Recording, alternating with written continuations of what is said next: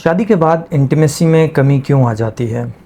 Cultural taboos of discussing intimacy, communication gap, इन तमाम चीज़ों पे हम डिस्कस करेंगे। मैं हूं doctor Mujahid Farooq, your sex therapist at men's care clinic. हमारे पास बहुत से कपल्स आते हैं जो डिस्कस करते हैं कि शादी के शुरू के कुछ सालों में तो सब कुछ ठीक चलता रहा, लेकिन साल 2 साल 3 साल के बाद जो है उनकी इंटीमेसी में कमी आ गई।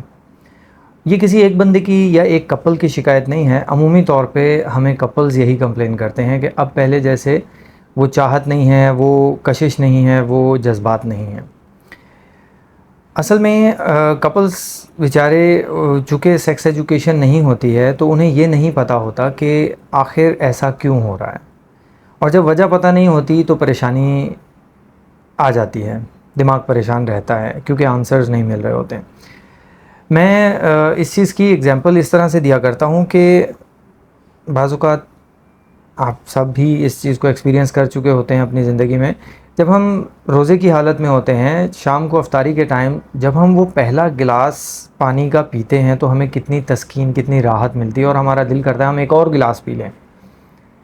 हम दूसरा गिलास पीते हैं, उसमें वो तस्कीन का लेवल वो नहीं होता क्योंकि प्यास उतनी शिद्दत की नहीं थी। तीसरा गिलास अगर हम पिएंगे तो शायद हमारा बिल्कुल दिल भी ना करे। यही सिचुएशन कुछ हमारे साथ, हमारे सेक्सुअल जो रिलेशनशिप होता है, हमारी इंटीमेसी के साथ होता है कि शादी से पहले चूँकि हमारे माशरे में सेक्स अलाउड नहीं होता, रोमांस अलाउड नहीं होता, तो जब हमारी शादी होती है तो वो हमारी जो प्यास है या जिसे आप इंटीमेसी की चाहत कहें, लिबिडो कहें, कुछ भी कह लें, वो अपने पीक पे होती है। इसी वजह से शादी के शुरू में आप हस्बैंड एंड वाइफ सुबह शाम दिन में 2-2 3-3 बार भी मिल लेते हैं, लेकिन जूं-जूं ये प्यास हल्की होती चली जाती है, वो तिश्नगी पूरी होती चली जाती है, गैप बढ़ता चला जाता है और दोनों साइड्स पे कुछ कॉन्फ्लिक्ट्स आना शुरू हो जाते हैं। मिसेस को लग रहा होता है पता नहीं मैं इनको अब उतनी पसंद नहीं रही, इनका कहीं और इंटरेस्ट ना हो गया हो, या कोई और दूसरी तीसरी बात सोच सकते हैं। मर्द साइड पे और चीज़ें हो जाती हैं, शायद ये थकी हुई हैं, बीमार रहती हैं, इनका दिल नहीं करता, तो ऐसी बहुत सारी चीज़ें हैं। अच्छा, और दूसरी तरफ कुछ कपल्स इस तरह की भी आके जो है वो ओपिनियंस दे रहे होते हैं कि हम इसलिए गैप ज़्यादा कर देते हैं कि अगर ज़्यादा मिलेंगे तो उसकी वजह से जो है वो सीमेन जो है ज़्यादा डिस्चार्ज होगा और ज़्यादा डिस्चार्ज होने की वजह से बॉडी कमज़ोर हो जाएगी। तो हम चाहते हैं कि हम लंबे अरसे तक चलें, इसलिए हम अपना गैप ज़्यादा रखते हैं ताकि ज़्यादा कमज़ोरी ना हो, ज़्यादा चीज़ें उस तरह से हमें वीकनेस की तरफ ना लेके जाएं। सॉरी। तो मैं उन चीज़ों को थोड़ा सा आपके लिए क्लियर आउट करूँगा कि आखिर इसकी हकीकत क्या है, होना क्या चाहिए या कैसे होना चाहिए। तो पहली चीज़ तो हमने देख ली कि डिफरेंस क्यों आ जाता है परफॉर्मेंस में या फ्रीक्वेंसी में, कि एक तो हमारी उस तरह तिश्नगी नहीं होती, हमारी उस तरह से डिज़ायर नहीं हो रही होती। अब डिज़ायर ना होने के पीछे भी बहुत सारी वजूहत हो सकती हैं। आपके हार्मोनल इम्बैलेंसेस हो सकते हैं, आपका पर्सनल रिलेशनशिप जो है वो अगर उतना अच्छा नहीं है, या आपकी दोनों की फ़िज़िकल अट्रैक्शन उतनी अच्छी नहीं है। लेट्स से कि शादी के टाइम पे हस्बैंड भी स्मार्ट थे, मिसेस भी स्मार्ट थी, अब शादी का कुछ टाइम गुजर गया है, मिसेस ने भी केयर करना छोड़ दिया या घर के कामों में वो बिज़ी हैं, तो वो अपने बॉडी पर उतना ध्यान नहीं दे पाती हैं, जिसकी वजह से उनकी बॉडी फ़िज़िक उस तरह की नहीं है जो आपके हस्बैंड को अट्रैक्ट कर सके। या हस्बैंड की साइड से अगर देखें तो वो भी काम में इतना मसरूफ़ हो जाते हैं, शादी से पहले ज़िम्मेदारियाँ नहीं थीं तो बिल्कुल फ्री थे, लेकिन अब सॉरी, शादी के बाद जो है वो ज़िम्मेदारियाँ बढ़ गई हैं, घर का बर्डन बढ़ गया है, फाइनेंशियल लोड्स बढ़ गए हैं, तो उनको पूरा करने में वो सारा दिन इतना स्ट्रेस्ड आउट हो जाते हैं कि शाम को जब घर पहुंचते हैं तो हिम्मत नहीं रहती है, और मिसेस को लग रहा होता है कि शायद ये मुझ में इंटरेस्ट लूज़ कर गए हैं। तो इन चीज़ों को समझने की ज़रूरत है। और अब इससे थोड़ा सा और आगे बढ़ें तो कम्युनिकेशन गैप बहुत ज़्यादा रहता है हमारे मुआशरे में। ये बहुत बड़ा अलमिया है कि बच्चों को बचपन से ही कम्युनिकेशन करने का तरीका ही नहीं सिखाया जाता। हमारे वालिदैन को नहीं आता, वो हमें क्या सिखाएंगे। टीचर्स, उनको कम्युनिकेशन का तरीका नहीं आता, बच्चों से कैसे कम्युनिकेट करना है उन्होंने जैसे अपने टीचर से सीखा वैसे ही वो हम पर अप्लाई कर रहे होते हैं। तो कम्युनिकेशन तो बच्चों को किसी लेवल पे सिखाई ही नहीं जाती कि अपनी बात सामने वाले तक पहुंचानी कैसे है। बिना गुस्सा हुए, बिना उसको हर्ट किए, बिना उसको टॉन्ट किए। हमें सिर्फ एक ही तरीका आता है, जब हमारी, मैं यूँ इन अल्फाज में बात करता हूँ, प्लीज़ डोंट माइंड, कि जब हमारी दुम पे पाँव आ जाए तो हम फिर कुछ नहीं देखते, फिर हम सामने वाले को काटने दौड़ते हैं। तो ऐसा नहीं होना चाहिए, कम्युनिकेशन ऐसे नहीं होती है। अगर आप सामने वाले की रिस्पेक्ट नहीं करेंगे, किसी भी मैटर में, किसी भी लेवल पे रिस्पेक्ट नहीं करेंगे, वो आपकी बात सुनने को कभी तैयार नहीं होगा। इसको ट्राई करके देख लीजिए। अपने पार्टनर के साथ रिस्पेक्टफुली बैठ के कम्युनिकेट करें। आपकी जो चाहत है, आपकी जो डिज़ायर है, आप जैसा चाहते हैं, उससे डिस्कस करके देखें।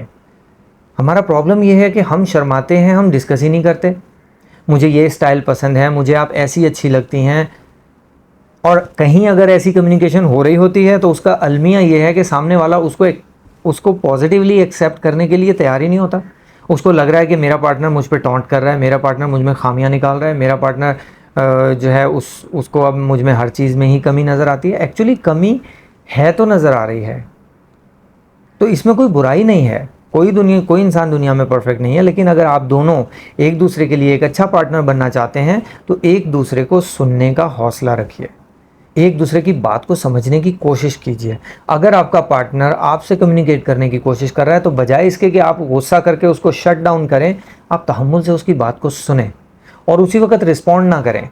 सुनने के बाद रिलैक्स कीजिए, अकेले में बैठ के उस पर सोचिए कि आपके पार्टनर ने आपसे ये बात की है, इन अल्फाज में बात की है, उसका मतलब क्या है, वो आपसे क्या चाहता है। आपको अपने अंदर से जवाब मिल जाएगा कि वो क्या चाहता है। और अगर आप वैसा करेंगे तो ट्रस्ट मी, आपका बॉन्ड जो है वो मजबूत होगा। ये बॉन्ड जितना मजबूत होता है, इंटीमेसी उतनी स्ट्रांग होती है। और ये फिजिकल नीड है, इसका स्ट्रांग होना बनता है, वरना मर्द हो या औरत, उसकी बाकी ज़रूरियात तो उसके अपने घर में भी पूरी हो रही हैं। लड़की है, उसका बाप भाई उसकी ज़रूरियात पूरी कर रहे हैं। ये वो वाहिद ज़रूरत है इंटीमेसी, जो कोई और पूरा नहीं कर सकता सिवाय आपके हस्बैंड या आपकी वाइफ के। इस पे आपको वर्कआउट करने की ज़रूरत है। ये वो बहुत बड़ा गैप है जिसकी वजह से शादी के बाद बहुत से लोगों में इंटीमेसी कम होती चली जाती है और बात नहीं करते हैं। इसकी वजह से दोनों को पता नहीं लग पाता कि आखिर हो क्या रहा है और वजह क्या है। तो इसके लिए आपको इन चीज़ों का, कुछ चीज़ों का ध्यान रखना ज़रूरी है। उसके अलावा हमारे कल्चर में बहुत सारी ऐसे टैबूज़ हैं जिनकी वजह से हम गलत फहमियों का शिकार हो जाते हैं। जैसा कि मैं एक बात आपसे ऑलरेडी कर चुका कि बहुत ज़्यादा फ्रीक्वेंसी से सेक्स करने से कुछ नहीं होता। बहुत से लोगों की मिसकंसेप्शन है कि जी वो मनी बहुत ज़्यादा निकल जाती है जिसकी वजह से बॉडी में कमज़ोरी आ जाएगी।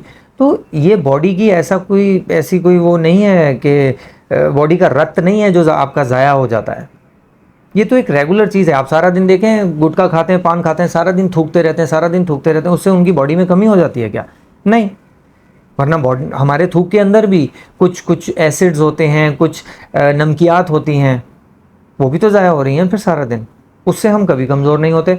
हम पानी पीते हैं, हमारा यूरिन जाता है सारा दिन, उसमें पोटाशियम, कैल्शियम, पता नहीं क्या क्या मादनियात उसमें से हम जो एक्स्ट्रा होती हैं वो निकल के बाहर चली जाती हैं। क्या हम कमज़ोर हो जाते हैं? नहीं होते।